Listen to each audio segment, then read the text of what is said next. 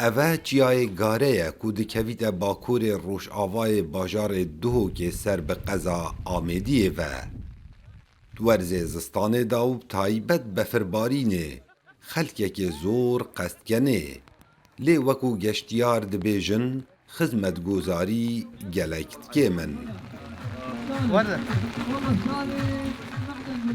السواح من الموصل وجايين على جبل قارة. ام گشتیارین جموصل هاتینه چیای گاره کشو هوای که زور خوشه ام جبو دیتنا بفره هاتینه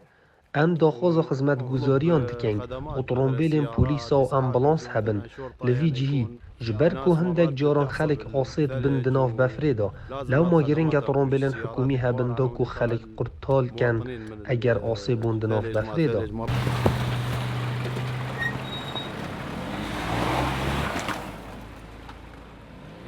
ایک جه خلک دورا چیای گاره دبیجید جادا وی چیای لسالن هشته آدا هاتیه درست گرنو حتا نو که برفره نکریه لو ما هندک جاران قربالغکا ایک جار زور یا ترومبیلن گشتیارا درست بید گوزنده گله که سر هنگ سر اوی جاده اوی اشتا و رژیم و بحث یا چیگیری اوی وی چیگیری حتی وی گوه چه نوات یا سیانه کرن چه ساله که نوات یعنی جنگ کرن افتاسا بینه چی کرن خلق گله گوزنداش مثلا وی گوه دبلیو سیلویره هبن توالت هبن اف کدافی شارعی بینه درست کرن آلین پیوندیدار دبیجن ما پلان هیا نبتنه بو چیای گاره بلکو بو گلک جهن گشتیاری کو تورز زستان دا خلق قستگنه کو خدمت گوزاریان بو دابین کین سانت پلان دایا هندک خدمت گزارین دیین دست پیکی پیشکشی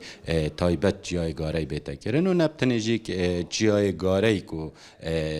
دورکا بفرینه گلک دورین دیجی الپارزگاه دهو که تایبت گندا او گندن بسر قضا آمدیه و پارزگاه دهو که به چندین جهن گشتیاری کت ورز زستان دا خلق قستگنه هنه لی جه هر گرنگ گوپیت کا چیای گاره یا کو 2151 متران لسر آست دریایی بلندتره وکو گشتیار دبیجن کو خدمت گوزارین سرکی تیدا ناهنه دیتن کاو عمردنگ امریکا قضا آمدیه